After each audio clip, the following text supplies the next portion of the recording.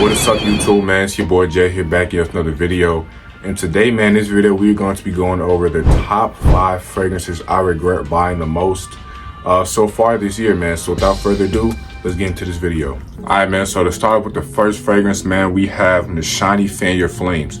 Now this one right here, man, when I first got it, I thought it was going to be like, because, you know, I saw the notes, and the notes also right here on the bottle right there, which is pretty cool. But when I saw the notes, it had coconut, rum, and tobacco. So I'm thinking, this might be a mixture of JPG LeBeau and Initio Side Effect. But I was completely wrong, man. With this fragrance, it's just like, it's more like a realistic coconut. Like lately, it's been kind of growing on me, but I don't know, man. Like I just don't really reach for it in my collection that much. It's more like a earthy toned type of coconut, whatever like that. Yeah, it's most definitely more realistic than JPG LeBeau. But I'm gonna be honest, bro, I like that more like synthetic sweet vanilla coconut smell that JPG LeBeau has instead of this. This one right here is more like a coconut fragrance for like a middle-aged man or something like that. Like I'm saying like your 30s or 40s, I'll be able to pull this off. But right now, I don't know. This one, it's just not hitting for real. At most, I guess like a 6 or 7 out of 10. It's not really for everybody, so this most definitely is not a blind buy. But in my opinion, yeah, it's just not hitting for me. All right, y'all. Up next, we got MENS Instant Crush. This right here, it's not a bad fragrance. But like I said, it's just another fragrance I don't really pick up in my collection no more like that. It is a little bit more feminine leaning, and it also has similarities of like Baccarat Rouge 540 with like, you know, like the sweet amber with the saffron in it or whatever like that. But yeah, it's just like a sweet synthetic mess to me. Like back then when I first got it, it was all right, but when I first smelled it, it's not what I expected for real. I thought it was gonna be like a sweet, like vanilla marshmallow kind of smell, but it's not really. Still kind of just a little bit, but like, yeah, like I said, it's just another fragrance I don't really reach for anymore. Especially, you know, I just started like smelling other fragrances and getting to other like niches and stuff like that. But yeah, at the end of the day, it's not a bad fragrance. But like I said, if I could go back in time and like get another fragrance, I most definitely will. I'll probably get like something like a more cafe from MENS. But I heard not a lot of MENS are pretty good, so I don't really know. But yeah, Instant Crush, like I said, it's all right. Has good projection, longevity, but it's just not for me anymore.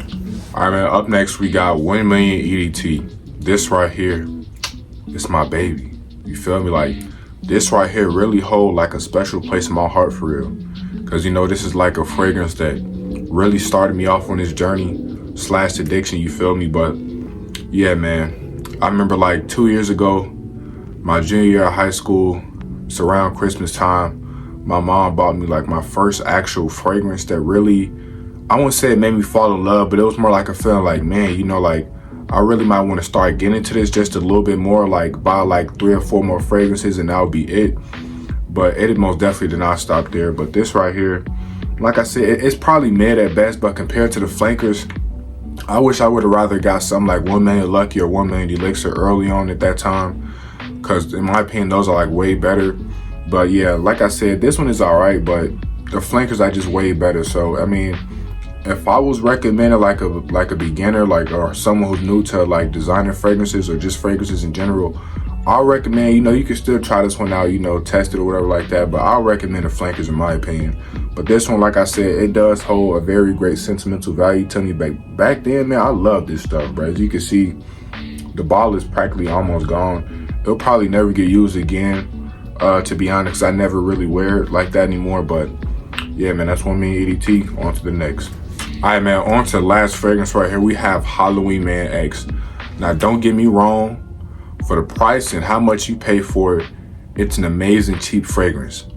But like I said, man, you know, I just got so much more like designers and niche fragrances now. And I bought this like kind of sort of when I was like starting to get into niche, but not really, because, you know, I started working a job and, you know, I started buying more expensive fragrances. So of course my taste in fragrances, you know, started to develop more and become more expensive, I guess. But this right here, like I said, it's not hitting no more, man. Like, to be honest, it's more like a cheap synthetic vanilla kind of smell. You feel me? It's still decent, like I said, because at the end of the day, you get what you pay for. It's not going to be like those expensive $200-300 niche fragrances that you see. people buying and stuff like that. But like I said, this is still a very good cheap budget winter fragrance. But more than likely in the future, I might end up selling this or trading it or whatever like that. I don't know, but yeah, it's not a bad fragrance. But that coffee note, it's just something about it that like kind of comes off as like potent or like sour in a way. Like the beginning, other when you first spread it, it's like a very potent sour coffee kind of smell. But then in the dry down, it gets a little bit more sweeter. But yeah, that's just something I really like about this fragrance. Especially, it's still like a full bottle practically, because I hardly ever wear it. You feel me? So, I mean, yeah. But yeah, man, that's Halloween Man X. And on to the next, because we have a little bit more extra fragrances, you feel me, I wanted to get into. But yeah, on to the next.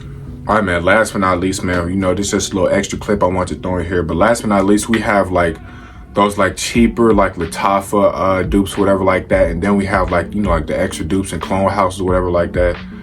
These right here, man, like I said, they're not bad.